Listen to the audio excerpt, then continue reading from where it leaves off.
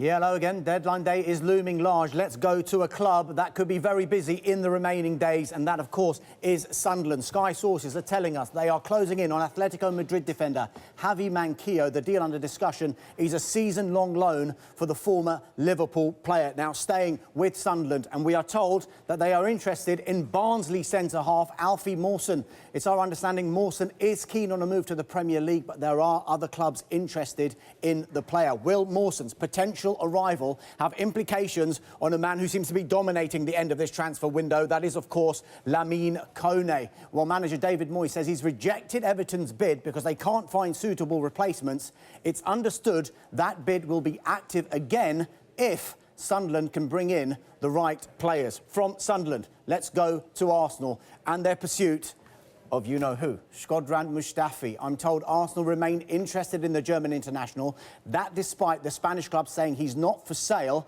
However, this one boils down to whether Arsenal meet the player's release clause. We hear negotiations continue on that one. Staying with Arsenal, and they are looking at other defensive targets should Mustafi not happen. The Turkish international Omar Toprak remains of interest, and the player himself has admitted he could leave Bayer Leverkusen in this transfer window. Let's go from Arsenal to their North London rivals, Tottenham Hotspur, and the saga that is the Marseille winger Georges, Kevin and Kodu. It rumbles on. There's still an expectation the deal will go through, but a takeover at the French club is delaying the deal. And the deal to take Nkodu to Tottenham Hotspur, well, it will see Clinton NG.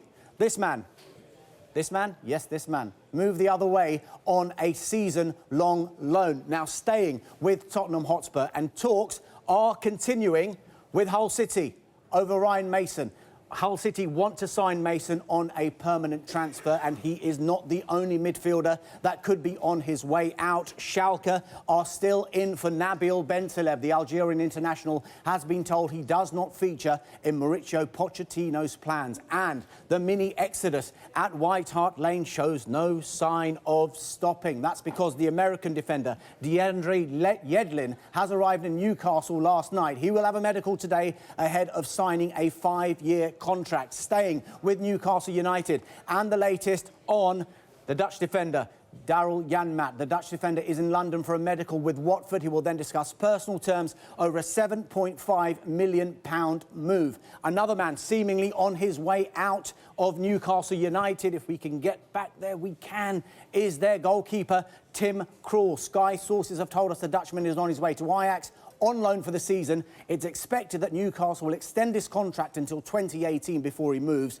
Krul likely to replace Barcelona-bound Jasper Cillessen. Staying in the Championship, and let's go to Fulham. I'm told Asamoah Gyan is expected in the UK this week to take a medical and discuss personal terms. Gyan is currently with Chinese club Shanghai SIPG, and talks continue of how much his sizable wage Fulham would have to pay. Let's stay in the Championship, and let's go to a club that is notoriously very, very busy during transfer window time. That is, of course, Queen's Park Rangers, and news of a familiar face. Remember this guy? We are told there is an interest in the former Arsenal striker, Nicklas Bendtner. We understand the Danish international is keen on a move back to London. There is so much happening in this transfer window right now. Paul Pogba's transfer from Juventus to Manchester United remains the top transfer of this window and any other window, but Manchester City are the biggest spenders. That's partly due to the purchases of John Stones for £50 million and Leroy Sané from Schalke for £37 million.